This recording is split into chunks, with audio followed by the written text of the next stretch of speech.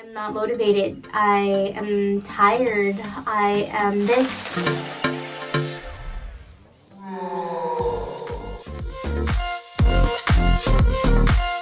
In today's video, I will be giving you 10 of my favorite leg and booty workouts that you can do at home. The best part about these workouts is that they are non-standing exercises that are soft and gentle on the knees, all while targeting those sexy buns and legs. Hi, hello, my name is Gigi Shirley and welcome to my YouTube channel, G She Fit, where I provide fitness vids, tips, and tidbits. Thank you so much for clicking on this YouTube video. To show you my appreciation, I thought I would let you in on all of my secrets as to how I stay motivated. If you are someone who is interested in wanting to start your own fitness journey and are struggling to find motivation, stick around, as this video may provide useful takeaways that you can apply to any aspects of your life that require motivation and discipline. I think it is safe to say that with any journey, there are going to be expectations of bumps to come, and the best way to prepare for those bumps along the way are to first know how to best handle the inevitable. The inevitable is that you, me, your mom, your dad, anyone who is a human is capable of becoming unmotivated. I am sure you have clicked on this video because you must know what that feels like and you want to know how to be motivated. Or you clicked on this video because you wanted a booty and leg workout. Well, you're in luck. It's the best of both worlds in today's video because I will be giving you a token of wisdom for how to stay motivated with every exercise that I'm going to show you starting now. To unlock the first piece of advice on how to be motivated, here's my first workout. From a seated position, we're going to go ahead and roll the back down, preferably on a flat surface. Tuck the tailbone in so that way your back is fully flat. When you're ready, go ahead and lift the hips, squeezing the butt cheeks at the top. Go ahead and do this move for several reps.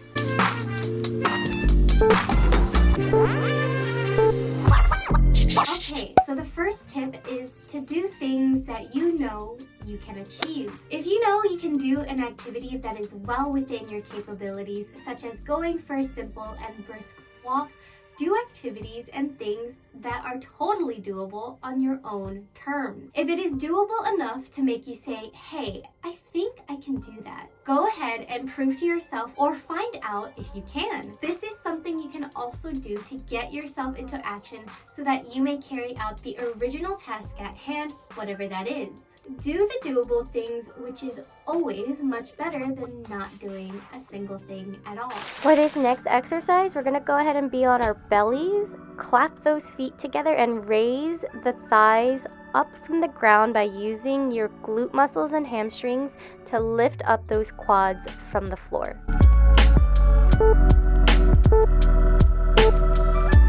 Tip number 2. Do the things you love.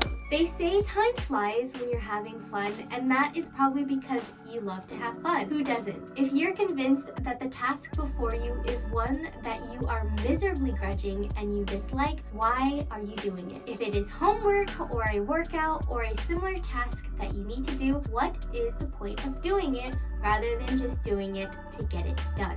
Find purpose in everything you do. If it is to work out, it is to become better, fitter, and stronger. If it is to do homework, it is to learn, grow smarter, and become more knowledgeable.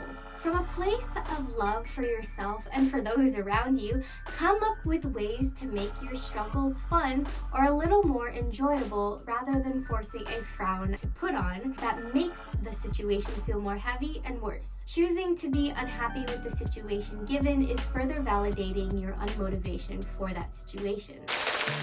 Starting from a kneeling sitting position, you're going to go ahead and lift those hips and thrust them forward. Use your hamstrings to lift you up and squeeze the butt cheeks at the top. Control the lowering movement by activating the quads to help you lower with control.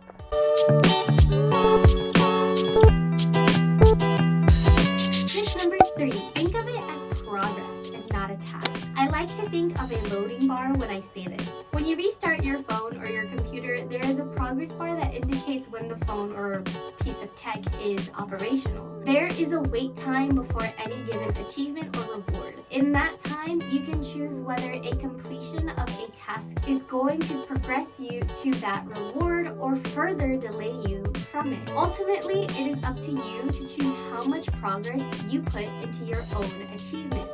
With anything in life, things aren't just handed to you, they are earned. Progress is showing up consistently to make up the whole, which takes the edge off the tasks that are impossible to achieve from a single day's work. For this next exercise, we're going to go ahead and find a comfortable spot by laying on our side.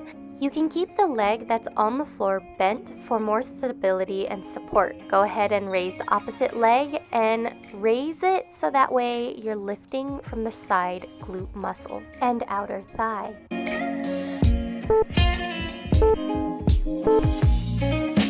Tip number 4, celebrate your small wins. Celebrate showing up and the smallest wins all the time. Even if it's silly to celebrate that you did a single push-up or completed a full week of workout, do it. Celebrate the accomplishment. The practice is to acknowledge your achievements, no matter how small. It allows your mind to know gratitude and become familiar with the activities that make you feel good about yourself and the movement that one is doing to feel that way. Showing gratitude for your small wins with consistency will contribute to a positive attitude change towards your efforts. You will notice you become your own cheerleader rather than a self that shames and discourages. For this next exercise, you're going to sit with one leg out, and that one leg that's out, you're going to lift using the quad muscle to help lift the hamstrings off the floor. Go ahead and do this for both sides with several reps.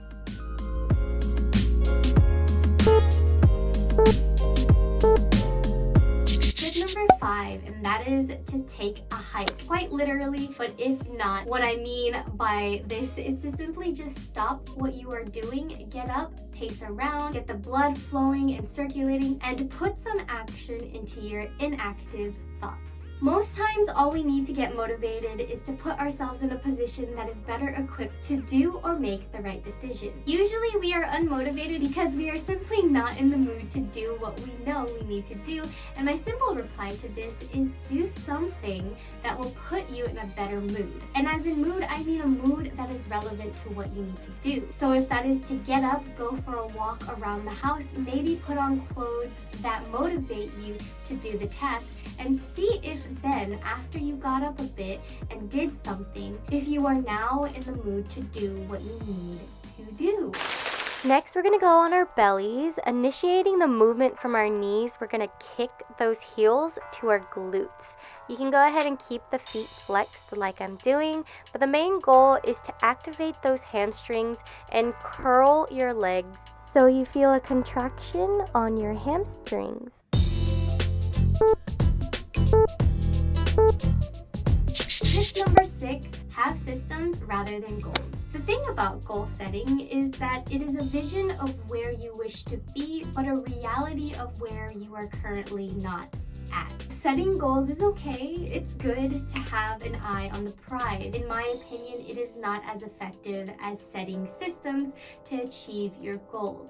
The thing about goals is that once you achieve them, the high of being there will feel great, but it will be a feeling that amounts to 1% of the total effort you put to get there. After you have hit your goal and it has passed, I assure you, life will not be drastically different. And usually once a goal is completed, a new goal is set in a matter of time. The system, on the other hand, has your back for when you fall. The system will guarantee you will reach your goals because a system accounts for the days when you feel unmotivated. On to my favorite exercise. From a tabletop position where your hands and knees are on the floor, you're going to take one of your knees and lift it so that way you're kicking through the heels and feeling the motion and contraction in your glute muscles. Go ahead and do this for each side, switching when you're ready.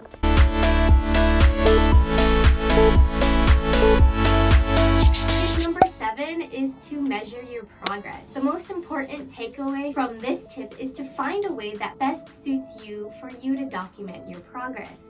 This is one of the more important tips because it allows you to reflect back on your progress, your small wins, setbacks, and areas for growth. If one is motivated, it means one is continually striving to become next level. How will you know what your efforts are doing to result in the change that you want if those changes aren't being noted? Sure, you can just remember it, but what has that ever done for anyone to rely on remembering on our own accomplishments? Last time I checked, you are here watching this video because you are unmotivated. However, seeing your progress can help you have confidence to do a task that may seem burdensome just by knowing that you have gone through the burden before and survived, which may help you feel more capable of doing it again. After all, whoever regretted doing the thing one should do, such as doing a workout you told yourself you do, or sticking to a meal plan you previously committed to? For this next exercise, we're going to go ahead and lay down on our sides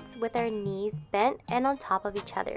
Go ahead and open and close your legs to almost resemble clamshells. Do several reps here, and when you're ready, flip to the other side to do the same motion again. Tip number 8 is to do all things that you do for yourself. Whatever that is you need motivation for, remind yourself that the urge to do it is ultimately for the betterment of yourself. Reap all known benefits of doing that one thing by chasing after what you are meant to get out of the task. More often than not, we set standards for ourselves because we want to be a certain thing than actually being it. If you want to be fit, you have got to want to be fit for you and for only yourself. At the end of the day, who is going to benefit from doing the should-be task? It's you. Unless you don't choose to, then not you. You just don't reap what you don't sow. Make the future you have visioned your reality to be by making the decisions you yourself as an accomplished and motivated being would choose to decide right now. Okay, this next one's a little complex, so bear with me. Go ahead and prepare like as if you're about to do a side plank and lift your hips by transferring your weight onto your feet and knees. You should be able to feel the burn in your outer side glute and hip muscles. Continue with a few more reps until you're ready to do the other side.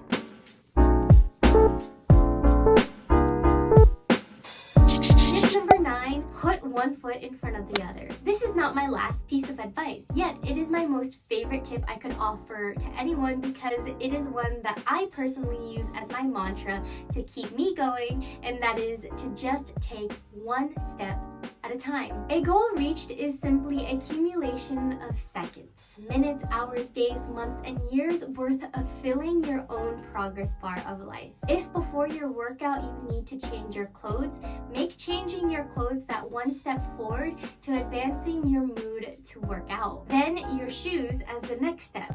Then you're trapped and you just tricked yourself to doing the thing you didn't want to do. In the end, it doesn't matter if you made the wrong decision or the right decision. That decision added progress to your life. You now know what it's like to fail. And now that you know that, how can you essentially take that and fail better than before, knowing your mistakes? Or, succeed. What's beautiful about putting one foot in front of the other is that you can fall and you can also choose to get back up. For this last exercise, I'm mimicking a single-legged deadlift, but instead we're kneeling. So from a kneeling position, you're going to take an opposite knee and kick that knee and heel back, all while leaning and hinging from the hips with an erect and straight back. You should feel a burn when you hinge forward and hinge back up to the starting position. Do a few practice trials, and then when you get the hang of it, do the other side when you're ready.